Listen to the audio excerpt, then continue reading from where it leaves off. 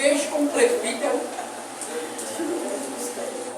Ele falou em português, falou em inglês e ele rapidamente me deu a caneta, me deu um papel aí e começou a escrever. Que a gente até então não entendeu nada.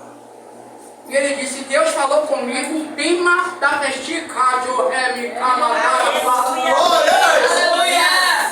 o pima da festividade. Só que ele me deu em inglês. E ele foi buscar a tradução e ele vai falar para você. Aleluia. A tradução que Deus deu para ele. Aleluia. Alguém tem influência em inglês aí? Tem influência? Alguém tem influência em inglês? Não? Eu também não. Malmente o português. Mas assim, Deus é maravilhoso. E o tema da festividade, ele vem retratar o que cada um de nós passamos ao decorrer das nossas vidas. Porque hoje eu que estou aqui, não é por mérito, nem porque o que eu passei ou o que eu vivi foi diferente ou a mais do que cada um de nós passamos. Mas porque a minha liderança, minha pastora, meu pastor, pediu para eu fazer esse momento.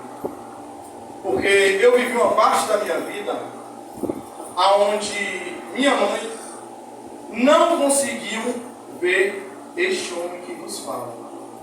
Quando minha mãe veio a falecer, eu era um homem drogado, largado e que vivia uma vida que ela, por ser minha mãe, eu sei que ela não deixava de me amar. Mas a sociedade que eu vivia não me abraçava. Porque o que eu vivia não era nada de bom. Eu comecei a beber cedo, 13 anos de idade. Comecei a fumar cigarro também cedo demais. Eu passei a usar droga. A primeira droga que eu usei foi cola, porque na época era uma investigação na cidade. E pelo meu tamanho, pela minha inocência, não sabia. Mas eu já sabia andar pela cidade. Minha mãe saía cedo para ir trabalhar e ficava eu e minha irmã dentro de casa. Minha irmã ficava incumbida de tomar conta de mim, mas eu, por ser uma criança bem levada, eu fugia de casa e ia para a rua. E passava a maior parte do meu tempo na rua. Não almoçava, não entrava em casa para almoçar, não fazia nada dentro de casa. E passava meu tempo todo na rua. Então eu pegava ônibus e ia percorrendo a cidade. E via aqueles jovens debaixo das marquises no centro da cidade. E geralmente estava com um saco ou uma lata. E aquilo ali me atraía em querer saber o que é que eles faziam. Até que um certo dia eu desci do ônibus e fui começar a ficar naquele meinho. Não era por necessidade, era por curiosidade. E descobri a bola, descobri o cigarro, a bebida descobri dentro de casa. Não porque meus pais eram relapsos, mas meu pai bebia. Então quando meu pai pedia para pegar uma cerveja ou encher o copo dele, eu na curiosidade dava um bico. E isso aí ao longo da minha vida foi crescendo, foi virando uma bola de neve. Passei a usar a maconha e a cocaína. E nisso aí eu me auto-intitulava filho de Bob Marley. Então tudo meu eu assinava Gil Marley. Na época que eu conheci minha esposa, eu não me chamava de Gil, era Sabotagem.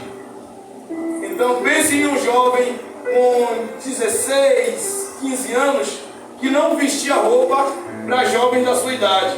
Eu vestia roupa como meu filho. Meu filho está aqui, ó, franzino. A roupa de meu filho a gente só compra em um tamanho menor.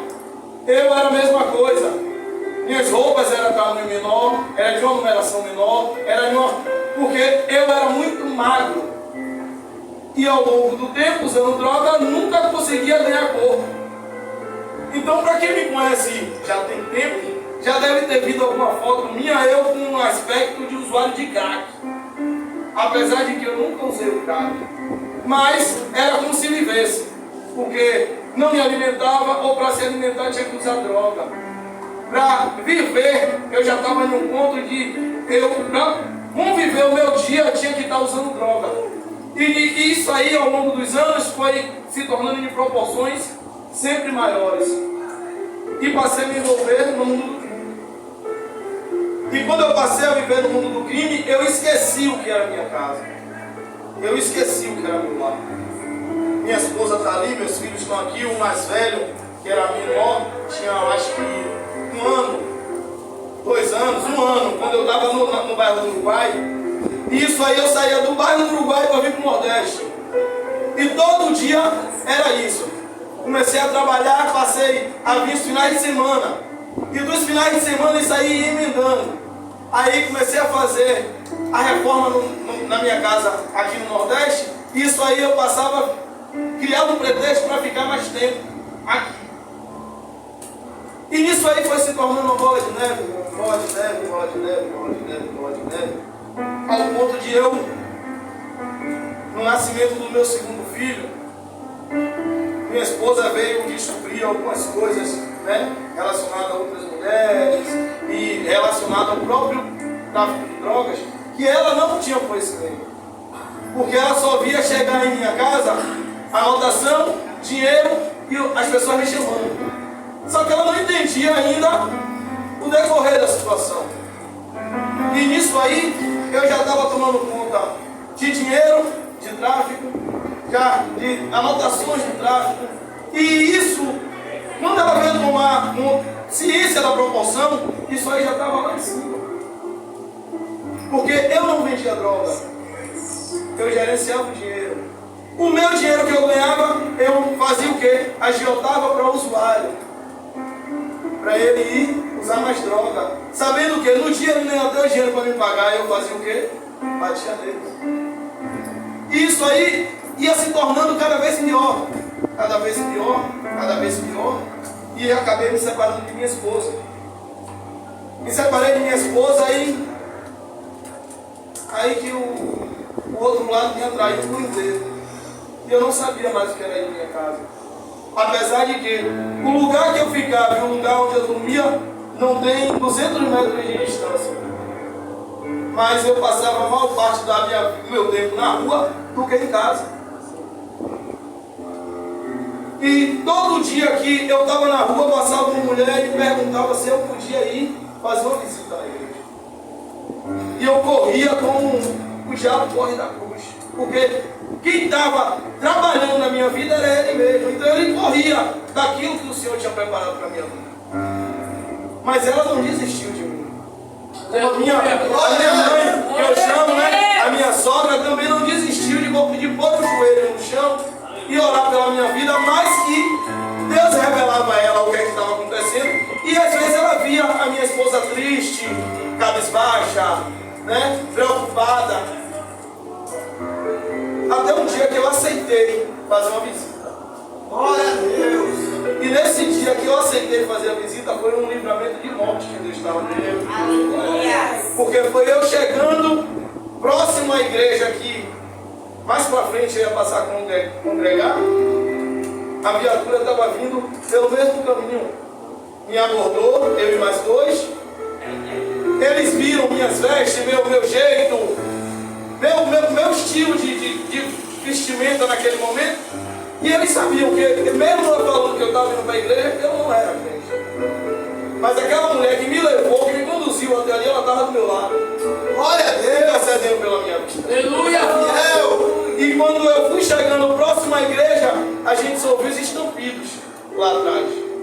Eram dos meninos que não aceitaram vir conosco, que eles desceram a escada e atiraram nos meninos. Para a glória de Deus, não pegou. Mas era um livramento de morte. Quando eu cheguei na igreja, revelou que era um livramento.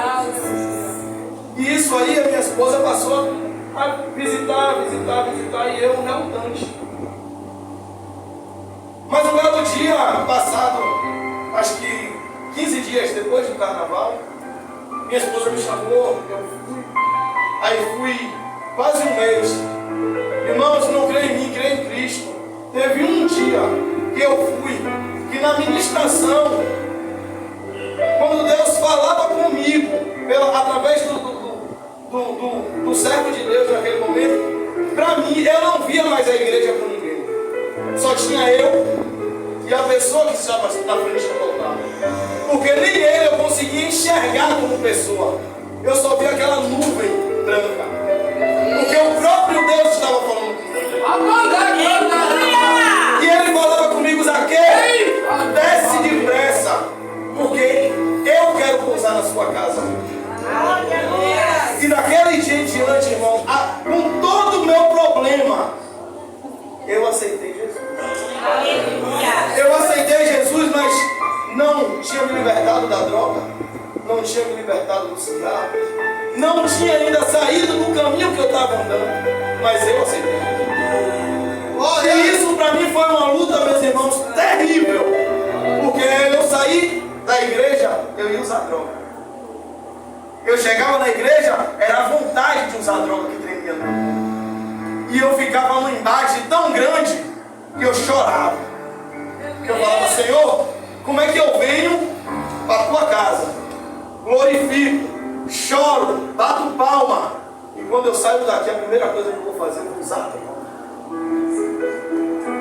E um dia o Senhor me fez entender que não era eu que ia largar a droga, era Ele que ia tirar a droga de mim. E eu sentado no muro da minha casa, apertando um baseado como se dizia, e eu falava com Deus, Senhor, se o Senhor não tirar isso de mim hoje, amanhã eu não vou te glorificar. Porque aí eu vou estar mentindo para mim e para ti. E comecei a fumar. E falando, nossa, o Senhor tira de mim, que eu não aguento mais estar indo glorificar o teu nome e vir aqui e fazer a mesma coisa. Acabei de usar o último baseado da minha vida. Peguei a caixa de fósforo, aí joguei, caiu dentro do banheiro. Eu fiz, opa aí. Aí peguei, como a bacana era menor, eu peguei e joguei assim, no banheiro que tem na frente da minha casa. Aí fizesse, eu entrego a minha vida nas tuas mãos. Glória a Deus! Tinha acabado de comprar uma carteira de cigarro fechada e entrei para dentro de casa. Aí fui tomar café, dormi. No outro dia, umas 6 horas da manhã, que eu acordava cedo para usar droga, a primeira coisa que bateu em mim foi fome. Fui na padaria, eu e meus 2 amigos, e tomamos aquele café da manhã de excelência. Até então eu não tinha entendido. Aí quando eu cheguei em casa eu fiz, eu tomei café sem fumar. Fiz, que viagem. Eu fiquei calado, mas aquilo ardia em mim em uma proporção terrível. Aí minha esposa fez um feijão em casa, poxa. Peguei e chamei esses 2 amigos para comer o feijão. Só que quando eles chegaram eu já estava comendo. Pô, você demorou, eu já estou comendo. Aí quando eu terminei de comer com um prato na mão, eu falei, minha filha, eu tomei café e almocei sem fumar. Ela deu aquela glória dentro de casa, eu falei, pô, ela fez, meu filho, você não falou com Deus ontem? Aquele foi o último da sua vida. E a partir daquele dia, meus amados, até hoje, eu ando os 4 cantos. Vou evangelizar, podem estar fumando do meu lado. A fumaça me incomoda, mas me dá vontade. A cocaína me dá nojo. O álcool é como se tivesse água suja próximo de mim. Porque eu entreguei a minha vida. Glória! E quando o Senhor me dava esse tema, no altar, que eu comecei a escrever, aí a irmã foi assim, o que foi, meu filho? Tem que escrever para não esquecer. Porque eu tenho esse problema. Eu tenho resquício daquilo que eu procurei para a minha vida. Muita coisa na minha mente eu esqueço de várias. Minha esposa até brinca comigo. Se ela mandou comprar 5 coisas, 3 eu esqueço. Eu trago 2, eu trago 3, mas 1 ela não me pediu. Porque eu esqueço. Eu sei que eu adquiri isso. E peço a Deus para que me ajude. Mas eu sei que foi por motivo das minhas feitas, daquilo que eu procurei para a minha vida. Aí quando eu escrevi, eu fiz, puxa, aí peguei, saí, aí fui para aqui para frente, porque a internet dela pega aqui na frente. Aí, irmão, Deus me deu um negócio aqui, que é para tema da festividade. É aluguei. Eu falei, mas ele me deu inglês, eu estou botando aqui para ver a tradução. Mas ele me deu inglês. Aí ele me deu essa frase, que se está na estampa da camisa, que significa a escuridão sendo resgatada pela luz.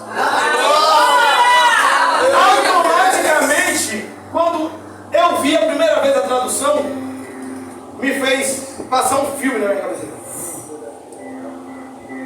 da minha vida, da onde eu me encontrava até onde eu me encontro, da onde o Senhor jogou a primeira semente, que foi uma senhora que hoje eu chamo de mãe, e falou assim: meu filho, vamos para a igreja, Deus tem um propósito lindo na sua vida.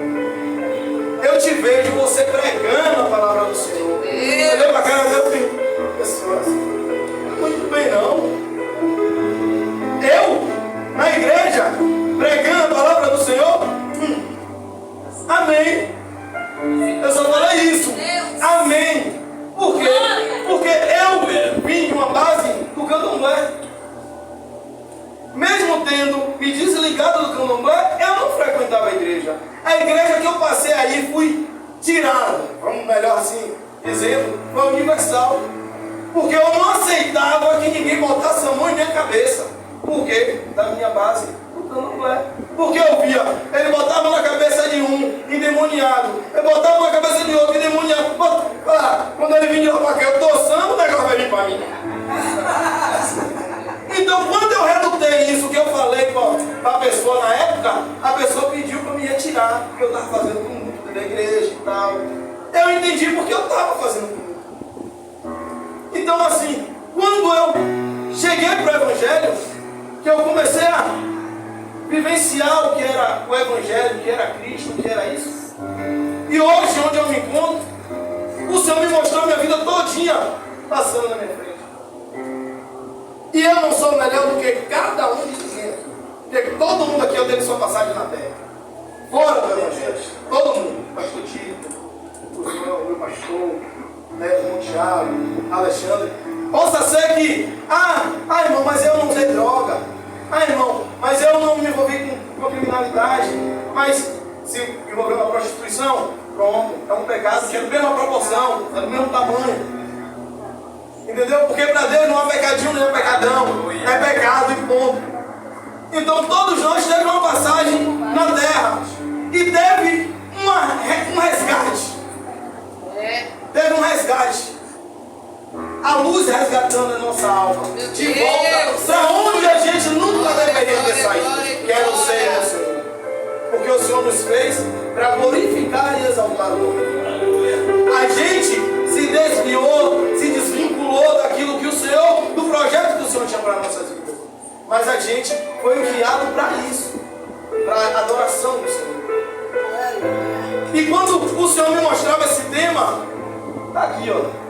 Ela passou essa semana, ela viu. Meu pastor aqui, ó, foi muito bombardeio. Minha esposa está ali, ó. Que eu saí de casa hoje mandando mensagem para ela falando. Bombardeio tem sido terrível. Por saber como eu vou caminhando e está doendo, eu estou indo. Por quê? Porque eu sei o que é. O Senhor, Ele me mostrou, eu sabendo o que é que ia acontecer.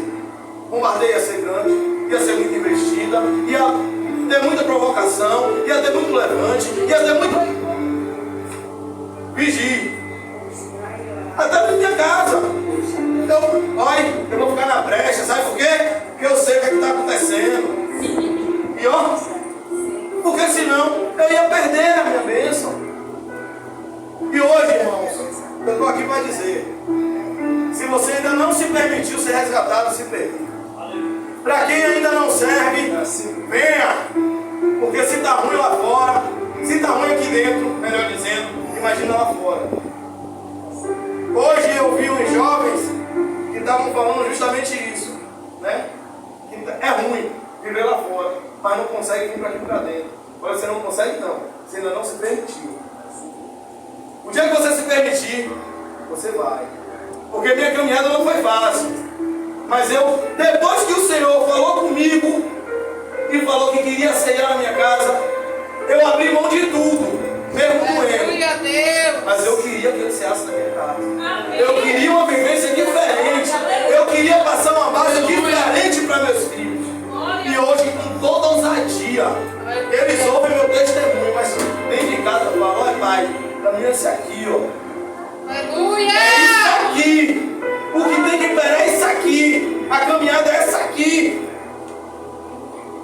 minha Bíblia me diz que é para eu ensinar o caminho que ele tem que seguir. Se amanhã depois ele quiser seguir outro caminho, o meu papel eu fiz. O caminho eu ensinei. Ele vai estar fazendo o papel do filho pródigo. Ele quer curtir, ele vai ter que voltar. Porque o caminho dele não é. Então assim a gente tem que passar. Então com toda a autoridade do mundo que Deus me deu hoje. E aquele que ainda não veio, venha. E aquele que veio, mas foi lá fora, dá um momento. Venha de novo. Porque a luz quer te resgatar no meio da escuridão.